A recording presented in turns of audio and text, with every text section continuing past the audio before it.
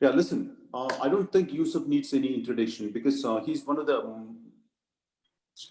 most exciting innovators in mobile journalism because what he did because he was back in 2010, I still remember, he was far too young and I think he must have been early 20s, like your age. He was living in Durban. Then he wanted to become a foreign correspondent like a lot of you. But I quote his words. He says he was rejected from the job. From application, a lot of newsrooms rejected him for two reasons. He was far too young and he didn't have enough gray hair in him. That's the reason he was rejected. So what does he do? He took a phone and he traveled. He hitchhiked 12,000 kilometers from Durban all the way to Syria to cover the Syrian civil war. And on the way, he just happened to be that. Those were the most exciting years because there were a lot of things raging around the world. The Arab Spring started in 2011, and he got to cover the Tahrir Square uprising in Egypt and all the way to and just with the phone and the camera. So that's where he started as a mojo. Of course, I started before that. But the thing is, then one of his best works from those days I remember was there was a huge explosion in 2014 in Congo in Brazzaville. I don't know how many of you remember an ammunition depot exploded, and we don't know how many still know. We don't know how many people died. So, and he traveled all the way there to Congo, and it was all hitchhiking. Imagine from Durban all the way to Egypt, from there to Syria. Okay, and so since then, he's been doing quite a lot of experiments, and he's multiple award-winning journal, won several awards, and I was lucky enough to meet him several times. Then one of the things was, and I was very fortunate to have him in ACJ for a week, 10 days actually. He was young. Then he came to India for 1 year. He worked for Hindustan Times as a mobile editor for them, and was in charge of training 750 journalists in Hindustan Times. You can ask him how it panned out, because I don't want to say that anything. Then from there he moved on to CNN, and he was a CNN reporter, social media reporter for CNN. Then after quitting CNN, he is with this hashtag Our Stories, and he and his wife Sumaya, she's also a friend of mine, and they are doing this together. Now hashtag My Stories, based out of currently, he travels around the world. He's traveled to 140 countries, literally. Uh, Teaching, training people to in mobile storytelling. So here is Yusuf Omar for you, and I'm going to play. And he wanted to do it differently. So what he did was from the afternoon he was recording a video for you, and I stitched them together. And he wanted me to play that before he because it's 10:30 in Brisbane. Currently he's in Brisbane, Australia. So and once this is done, you listen to him, and I'll share this video later with you, and you can base your questions on that. Okay, and it's only exclusively done video only for you. Okay, so guys, here is Yusuf Omar for you. I'm going to play this video now, and keep your questions, guys, be specific. The questions be specific. Okay, and try to engage him as much as you can because he likes it. Okay, anything regarding Mojo and what he's up to now, what he's doing now. Yeah, so here we go. Before Yusuf takes over from me,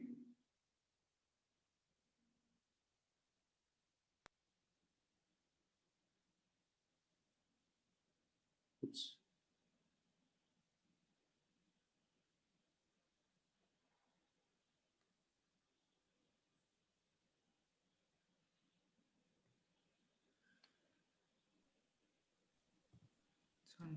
No sound. Wait.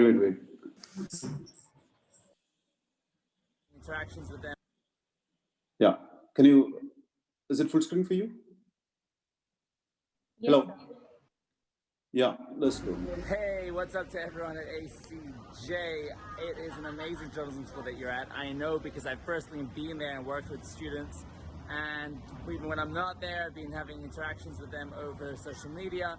You're in the very safe hands of Prof. Devadas, who is without a doubt one of the most innovative media minds that I know in the world. He's probably rocking a pair of camera glasses at some point. He's experimenting with virtual reality and 360 video. He's getting that drone up in the sky over the skies of Chennai. And I think that together we can do a lot of amazing things. I'm excited to talk to you guys about 3 key things today. I want to talk to you guys about 3 technologies that were really accelerated by COVID-19. COVID-19 changed a lot of things in the world, most of it, in negative ways, and it's been really sad. A lot of people have lost their lives, a lot of jobs have been lost, economies have slowed down, but there's also been incredibly instances of good when it comes to the acceleration of technology, and that's what I want to talk to you about today. All right, so at the start of this video, I said that certain technologies have been accelerated, and that COVID was in fact a catalyst for change. I think we saw that with working from home. People can go to office, that was accelerated. That's a behavior we can expect to continue for years to come. We saw it with online services, like being able to register for things online as opposed to real life. And I think those are going to continue, but specifically in the journalistic context, I burped. Specifically within the journalistic context, there's 3 main things that really changed our game at #OurStories. Check us out on Instagram, by the way. One is the curation of user-generated content. So for the longest of time, people with mobile phones have been creating content, and we've had 4K cameras in our pocket, but yet traditional media have largely used broadcast equipment and correspondence on the ground and all that kind of stuff. But with COVID, when they couldn't deploy their teams where they needed to, they had no choice but to rely on what I call selfie journalists, mobile journalists, citizens on the ground sharing their perspective from inside hospitals and various spaces. So the acceptance of citizen storytelling, while it already existed in the media, has been accelerated.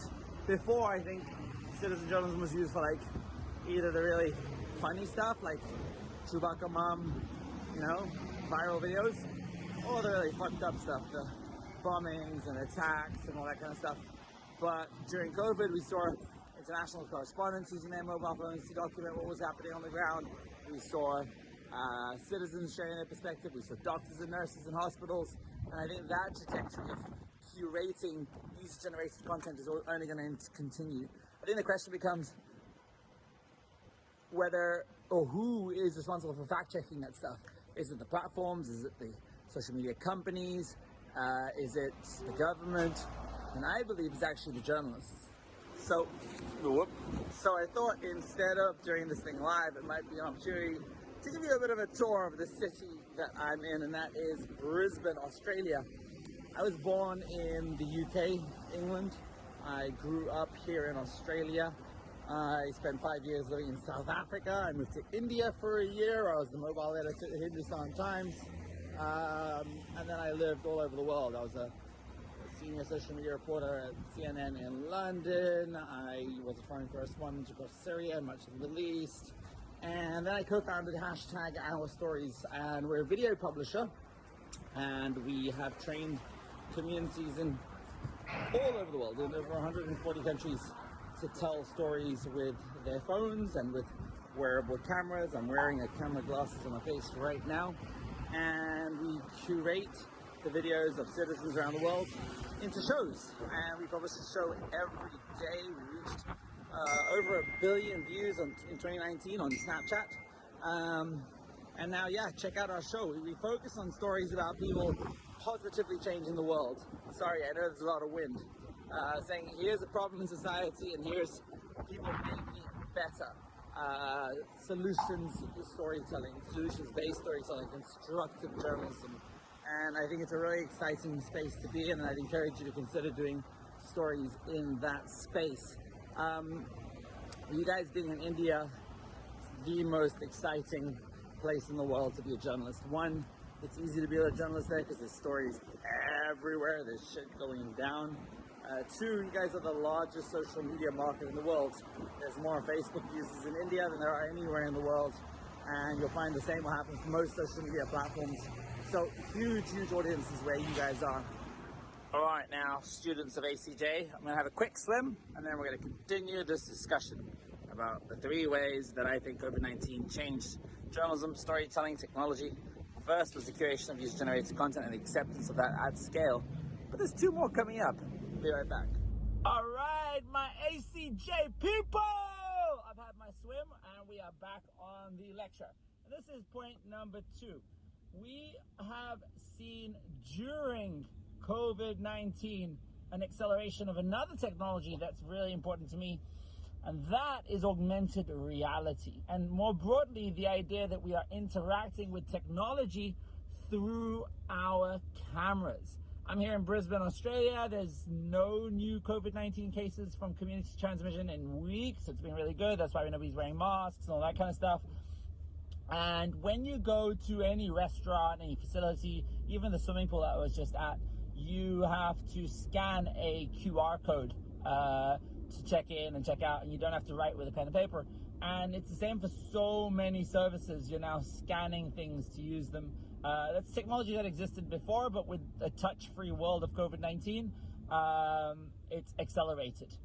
What does that mean for journalism? Well, augmented reality, the idea that we are layering computational information on top of our world, is happening at a faster and faster pace. Most of you guys might know augmented reality from Pokemon Go or from some selfie lenses. In India especially, I used face filters on the foothills of Chamundi Hills to help rape survivors tell their stories while hiding their identities. We're able to use Snapchat face filters. But the technology's come a long way since. And now in our new show called First Person, which is looking at young people fighting to save the planet all over the world, we are able to, for every single episode, have an AR experience where you're watching the episode, you then swipe up into your camera, and if you're watching a story about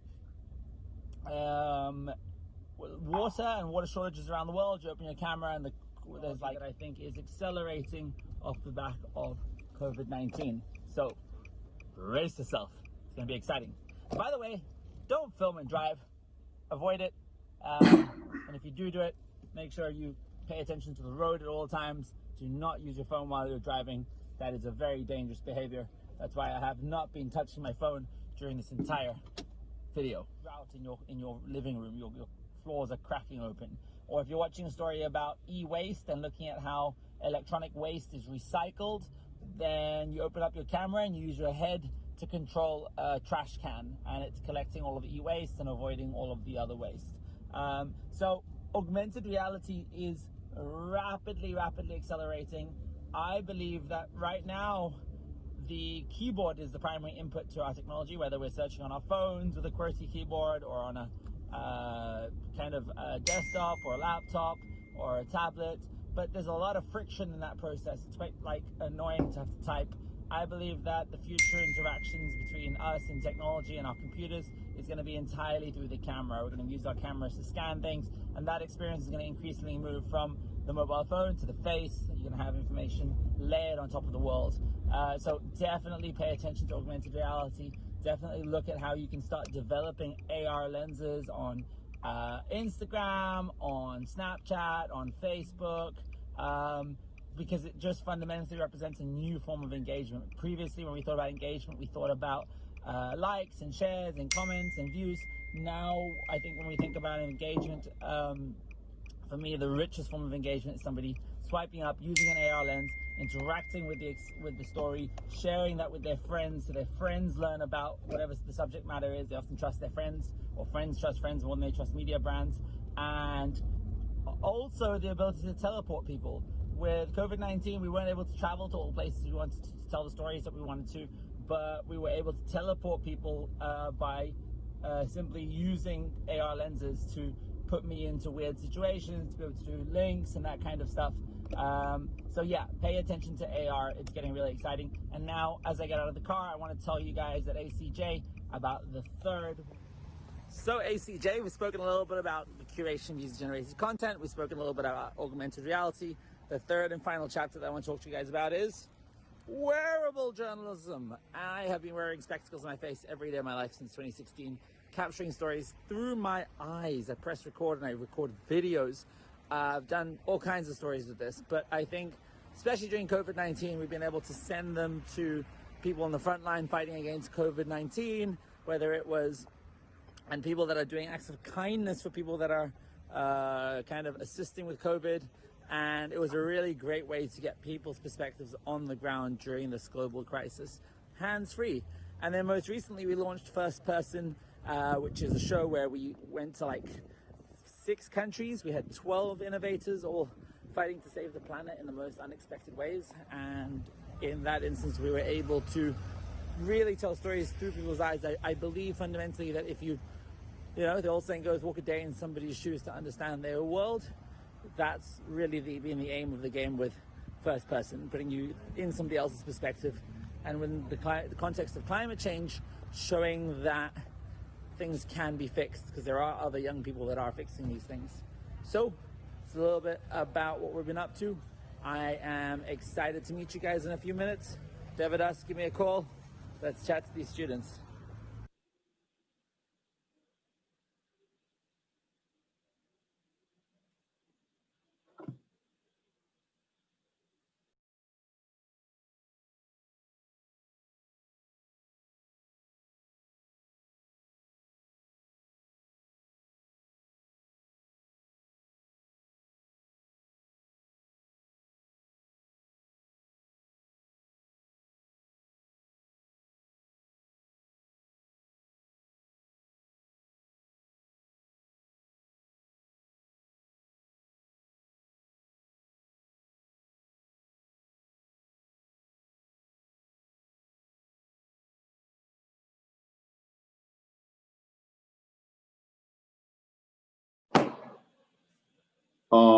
How was it, guys? He's just joining us.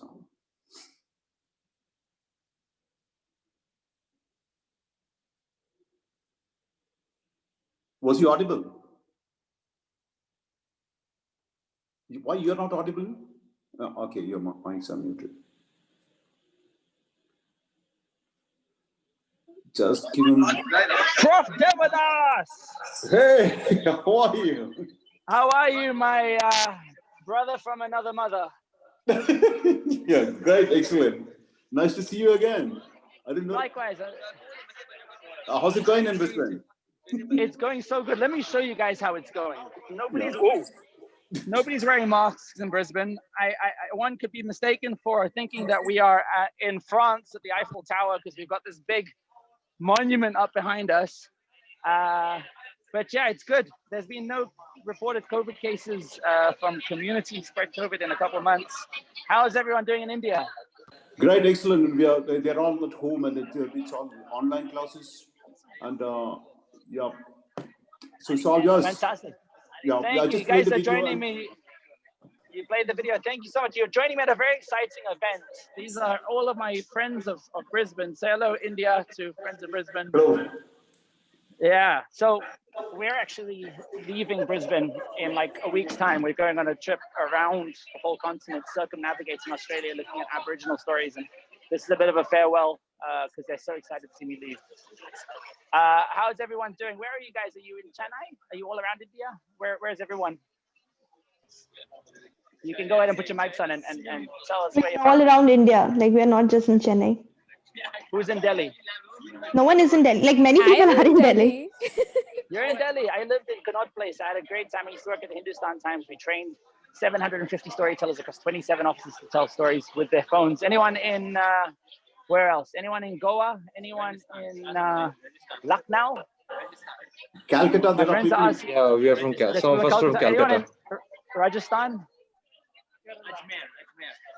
I've got a whole bunch of recommendations. Anyways, guys, it's so great to meet you guys. You're in fantastic guidance of Prof. Devadas. He's a guy that I've spent a lot of time working with. I traveled to ACJ. I had the fortune of working with a group of your peers. And I'm really, really excited to share with you some of the ideas that we're doing. I'm sure you guys just watched the video. The most exciting project that we're working on is, of course, First Person. We shot a series across 6 countries, 12 different innovators, all captured with camera glasses, Snapchat spectacles, and we were looking at people fighting to save the planet in the most unexpected ways.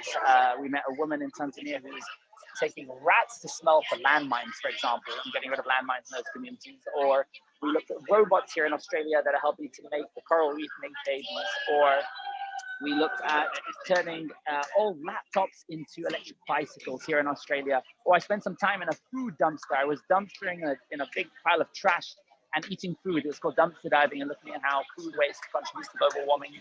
I think the current is mobile storytelling, and you guys are doing a lot of work with telling stories with phone. But over the next 10 years, we're going to see a landscape where I believe in 10 years' time, by 2030, everybody will be wearing a camera on their face, not just creating content from this perspective, but consuming it here. I think we're going to see the end of the phone and the beginning of wearable technologies. And as young storytellers who are getting into the journalism space, you've got to really think about, are you creating skills and infrastructure for how people consume today, which is phones and Netflix and television screens, but also think about what you're going to be doing tomorrow, which is wearable technology. And in that respect, what are the building blocks towards that?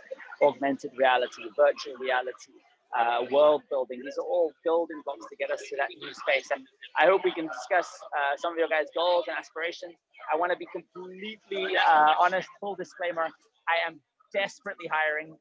We have grown a hashtag our stories from my co-founder and I, just two of us about a year ago. Now we're a team of over 18. We're growing to about 33 in the next 2 or 3 months. We've got a few colleagues in India and we'd love to hire. So if you guys are looking for part-time work, full-time work, please drop me a message on Instagram today and we can discuss ways we can work together. My aspiration, to be honest, is that I want to launch lots of interesting shows in India. We publish on Snapchat predominantly, and as you guys know, Snapchat is growing in a big way there. So yeah, let's chat. Let's take some questions. Yeah, go ahead, guys. AMA, ask me anything. Don't be shy. I'm just looking through all of you guys. Somebody's got like a world behind them.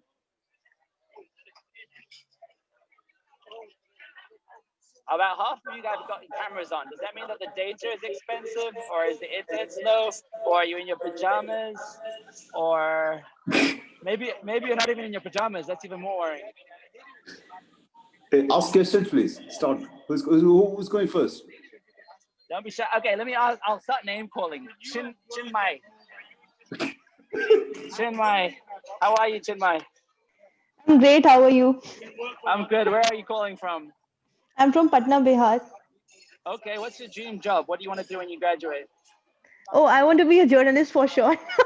I know we all want to be journalists, but what kind of journalist? What kind of a journalist? I was interested in Pari that Sai Nathan sir actually taught us.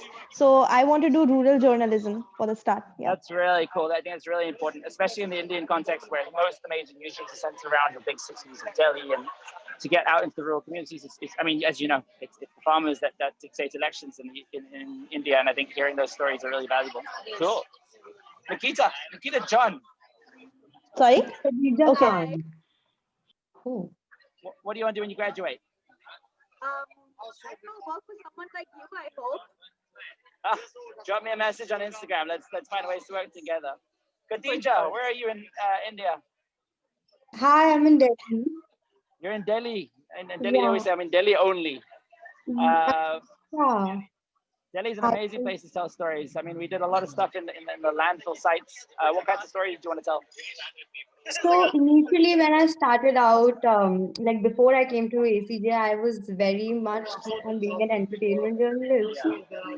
But then after coming here, I think I wouldn't want to limit myself to that. I would take up legal journalism and maybe even a little bit of travel journalism and do something like that. That's really cool. I think what I would say in terms of entertainment is I think all journalism needs to become more entertaining.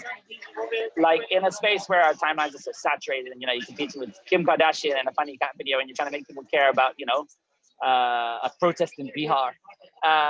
Making it entertaining is really, really important. So I hope whatever you do, you bring that kind of charisma and entertainment. Definitely. Any questions, guys? I'll stop name calling.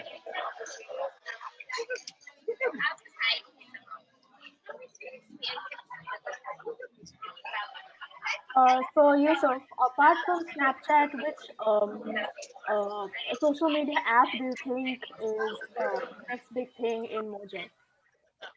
You know, I think it depends entirely where you are in the world, right? Without a doubt, Facebook is still by far the biggest social media platform in the world, right? Over 2 billion users, 1/3 of humanity. So I don't think it can be underestimated. I think YouTube is also very interesting. It's the second biggest search engine in the world after Google. Whichever platform you're on, without a doubt, India is the most interesting place to be, because you guys have just seen the fastest user growth in all these platforms. You're seeing incredible innovation despite, people still, a small fraction of the population being online, a small fraction of people having access to smartphones. It's still such a big opportunity. What I would say is I can't speak to which platforms will be big, because I think there's a number of big ones. I think TikTok is having a moment. I think Snapchat's having a moment. I think Instagram and Facebook. I think YouTube. What I would say is if you are planning to start a media business, it's worth focusing and razor focusing. When we started, we were kind of trying to do a lot of things, YouTube and Facebook and Snapchat, and you end up having a watered down product across all. You want to be as razor focused as you can on platforms that you think you can monetize and build an audience there quickly. But you also want to hedge against those. You want to diversify so that you're on multiple platforms, because if you're building your entire house in somebody else's land and that platform gets taken away from you because for whatever reason, you've got to have backups. At the end of the day, I think the best play that you can make as a journalism organization is owning your audience. If you can afford to have them come to your app or your website or your WhatsApp, whatever, it's very, very valuable. But for many startups like myself or many others, it's just not possible, right? It costs so much in terms of distribution, and that's why we work on cross-platform. But yeah, as you said, for us, Snap is our main focus at the moment, but we are diversifying. I mean, we have a television show on Netflix, on NBC, on television, and we're exploring lots of other avenues. In a year from now, I'd love to have a chat with you guys, and I want to be pitching to India, Netflix, and those kinds of platforms as well.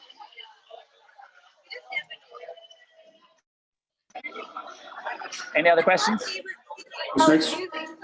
How inclusive is Mojo going to be in the next, say maybe 2-3 years? And do you think it's ever going to overtake say traditional media, which is so I don't know, it's so biased now, and Mojo is probably the better way to go. But how, as student journalists, who do you think that working for startups when we just start out is a better idea than kind of looking at more traditional media households to work for? Bye. Sorry, my friends are saying goodbye to me. I don't see them as being mutually exclusive. I think that there are traditional organizations that are doing some really interesting work. I mean, when we were in India at the Hindustan Times, at least when I was the mobile editor, I had a really broad canvas and was doing some really interesting innovations. I think there's startups that are doing cool stuff. What I would say is, you can spend your entire, India is complicated. You've got families that own these big traditional media organizations, and that comes with big interests. You can spend your entire life in India trying to fix an old media company, which is invariably losing their revenue streams, whether it's TV or print, or you can help build a new one. And for me, building a new one is more exciting. I really wanted to know about the idea. How did you get this idea of, using those filters to not reveal the identity of the girls that you were talking about? Because Dave, sir, he shared with us that video. So I really wanted to know that, because every day we use Snapchat for taking pictures and all that. But I really wanted to know what went to your, what how you processed all of that thing and all that. Yeah. Jinmai, when I was in school and we used to have art classes, and I was really bad at doing art. So I used to take I used to print out a picture of what I wanted to draw, and I used to stick it on my TV screen, and I used to kind of use it as a tracing. So I've always I've always struggled with things in life and not being very good at lots of things, and then looked for technologies that I could use to do that. And I think and I've actually never really said this, but in the context of using the face filters to have faces of rape survivors, I, at that stage in my career, to be honest, didn't know how to blur out people's faces on a computer. So for me, this was a very immediate, easy way to use what I did see available. And I think I've always looked at the world like that. I've always looked at technologies and looked beyond the gimmicks and seen how can we use this as a tool. And it's the same with spectacles, for that matter. So it kind of came out of necessity and not having the skill set. I also saw when we were there was a real problem with trust. You can say you're going to blur out somebody's face, but do they really believe you? And in this instance, being able to see it happen in real time, where they could hold the phone and see it, creates trust. So I'm always looking at technologies that create trust. I don't know exactly where that idea came from, but it kind of came from necessity and not knowing how to do it the normal way. And how it would have been so huge for you, because traditional media house like BBC, you were there, it interviewed you and you were there. So it would have been a different kind of an experience altogether. No? Yeah, I think there's definitely some truth to that, Chinmay. It was a big, moment, and we got a lot of press coverage and got an opportunity to share more ideas that we're doing in the innovation space. But people often think about these instances as singular like moments where you have a big break and are able to then be on the BBC. But the reality is like there's lots of big breaks that are going to happen in your career, and they have to happen back to back, year after year, to get to the places you want to be. Like for me, it was 2010, hitchhiking from South Africa to Syria, and then getting stuck in Egypt during the first Arab Spring, and creating content when the Arab Spring was happening was a huge moment. I also, like the BBC, had lots and lots and lots of press coverage. Going to Congo in 2012 and Syria in 2014. So it's all steps. It's not as much like a singular moment that takes you to the jobs and the positions that you want. It's being able to, on at least for me, once a year, saying, okay, what is the big innovation you want to do in storytelling this year, whether it is access or innovation or technology. So yeah, there's been lots of exciting ups and downs, but that certainly was a moment where I realized that AR, augmented reality, could be used much more than just fun and entertainment. We could use it for very serious purposes. And the Facebook is just one. We're creating a lot of games now, as I mentioned in the video that you guys watched. Every episode of First Person is a very interesting game, which actually I'm investing a lot more in that space.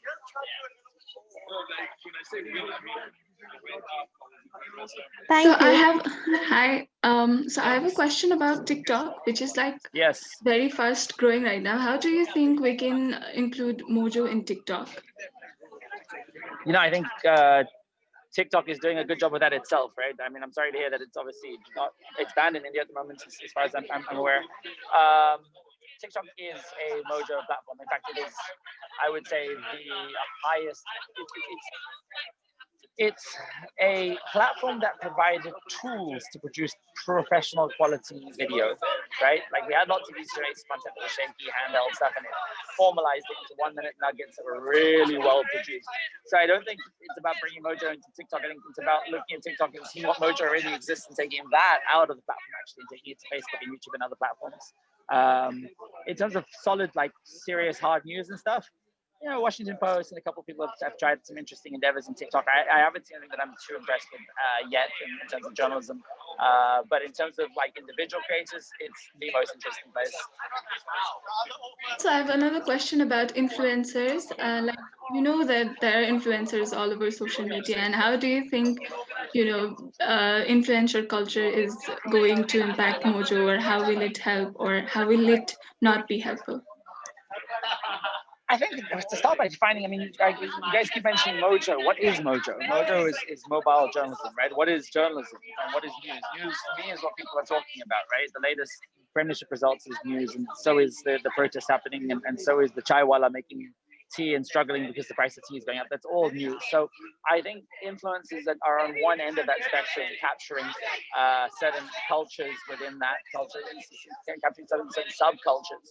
I think we as journalists need to start thinking a lot more like influencers. They have been very good at building large audiences and creating entertaining content, and we've got to learn from what they did well and the way that they tell stories and incorporating that into our mobile journalism. It's certainly, I don't think, wise to try and replicate, Arnab Goswami or one of the traditional television broadcasters with a mobile phone. This is a new canvas, so we should be looking to influencers for inspiration. Thank you. Jyoti? Yeah. Just adding on to that, do you think that as a mobile journalist, do you think we have to become more of a brand first and then kind of get our so that we get our audiences, or is that not necessary? It depends on the individual. I mean, at the hashtag Our Stories, we've got currently 18 people, and 17 of them or 16 of them are not interested in being a front-facing brand. They just want to do good quality journalism, and they're happy researching and developing ideas and shows and becoming, managing major projects. And it depends. I think if you're an on-camera talent, it's quite important to build out your brand. But otherwise, I don't think so. I know a lot of people, including my co-founder, who is Maya, who's somewhere here, who's the editor-in-chief, and she's got no public profile and doesn't want it. She's very happy not being in the public space, and is yet the most influential person in our company. She determines what the news diary is and what final stories are exported. So I don't think it's essential. Sir, I just wanted to ask one more question. So, how do you keep check of accuracy? I just really wanted to know this. How do you keep check of accuracy? That is the name of the game. We spend a minimum of 2 or 3 people spending 8 hours on every story before it goes out. There is a diligent layer of fact-checking and verification. It will happen tonight when I go back and sorry, my cousin is in the middle of the camera. It's okay. A kid does this to me when I have live videos as well. It's in the family. There's no shortcut to that. I think there are technologies that are making fact checking easier. We can find the day, the time, the place where something is shot, the device it's shot on, and platforms will get better and better at finding verifiable information within existing user-generated content. But at the end of the day, we spend a lot of time on the context because in journalism, if you get it significantly wrong, it's not just the end of your career; it can be the end of your organization. Right? You lose the trust of audiences, you lose the trust of the platforms that you work with. In our case, we work very closely with Snap. They're an investor in the company. If we got stories significantly wrong and we lost our channels, we would lose it in importance. We'd lose 1.2 million subscribers. We'd lose a big form of distribution. So it's really, really important to keep fact checking as the #1 priority before any of the funny editing or any of the tricks. Having it well fact checked is critical.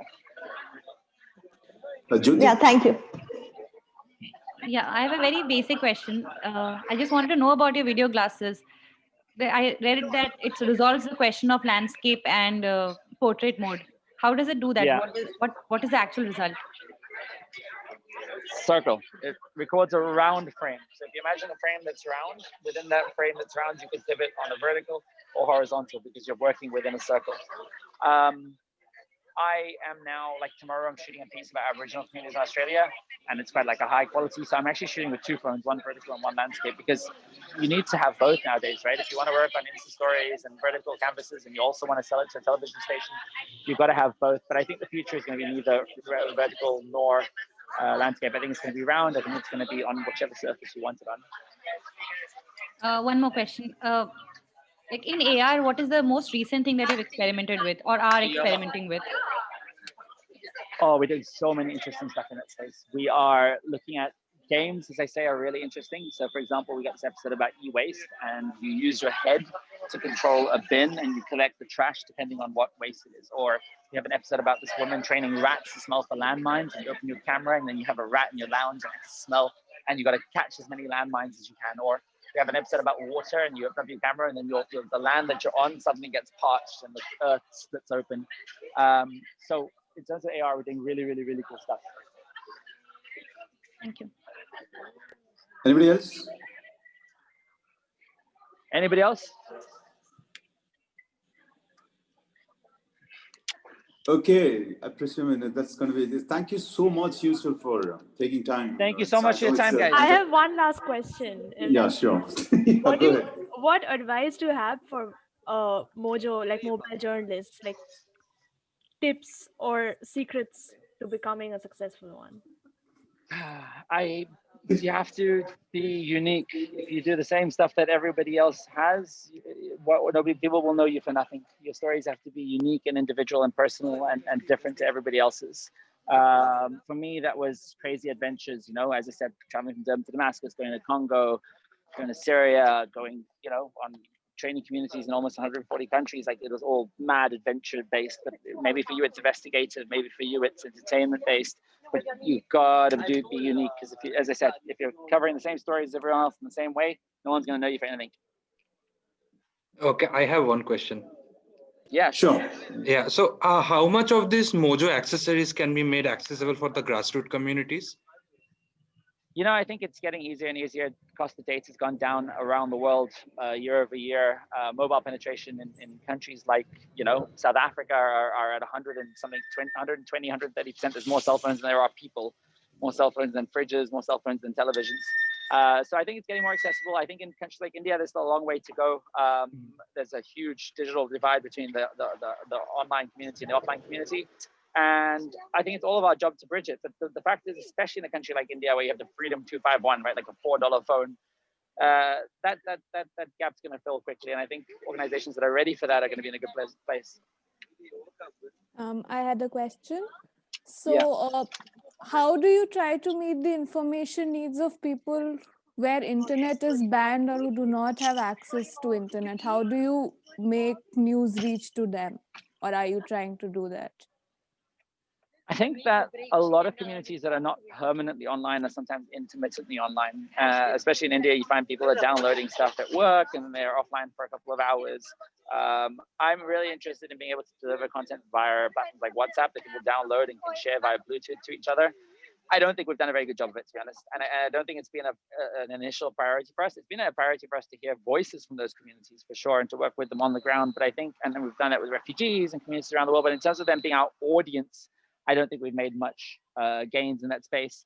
I've seen organizations do interesting stuff. In India, I've seen there's an organization that was delivering news like a milkman. They go from door to door and they deliver it via Bluetooth. So there are some interesting things happening in that space. Obviously, Kashmir, they have these mesh networks so they can send content from one person to the next. So yeah, I'd be keen to hear if you guys know any cool ones. All right. Okay. Thanks so much, guys. Yeah. Inbox me on Instagram. I am hiring. I want people to start on Monday. Sure. Paid positions. So get in touch. Yeah. Looking forward to seeing you here soon in India. Take it easy. Bye-bye. Thanks for the opportunity. Go on.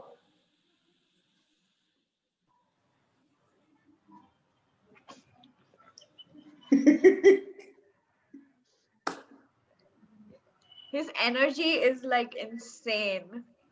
Yeah, I think that's why crazy he energy. called you brother from another mother. You both have the same energy. It made me want to get up and walk around.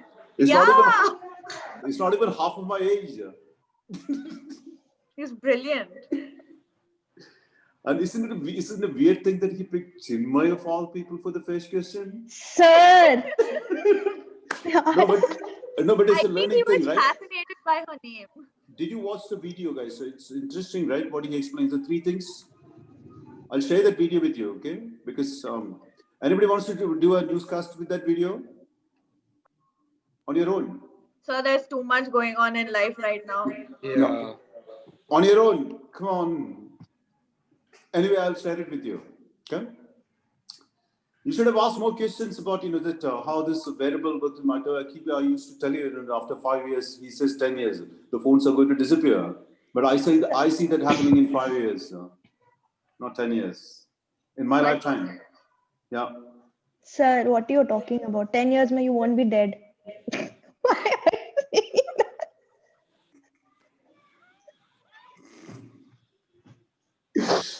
This is blasphemy. Only Chinmay can get away with saying such things. So share that video on the integration group also. Which one? Yeah. The new media integration group. Sure. I'll share with you. You should be asking more questions because most of the stuff he's talked about, they already know. But he's very, very in person. You have to experience this class in person. Actually, we did class together. Can you believe it? In ACJ as well as in South Africa. Imagine 2 of us under one roof.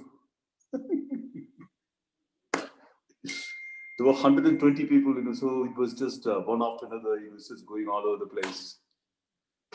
And he's doing a very important job, because that thing, Snapchat is sponsoring that. And I can see that happening very soon with Instagram Reels doing this in India. So rather than going and working for somebody else, let's think of something on our own. Why not? All right. Thanks, people. Suresh, cheer up. Thank you, sir. Thank you. Sir, you go enjoy now. Yes, we have on the first, we have a very interesting person that is fact checking. Business that is entrepreneurial journalism. How to turn this into business. Okay. Mark Little, yeah, he's going to be next from UK. Okay. Thanks, guys. See you soon. Bye, sir. Bye, sir. Thank you. Bye. I'm glad कि sir meeting end नहीं किया. Yeah.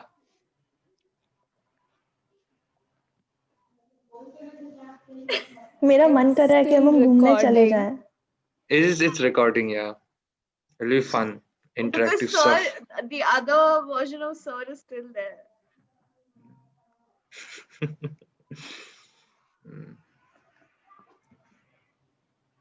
Bye, guys. Bye-bye. Have a good night. This was very informative and it was very nice. Very insightful. Very.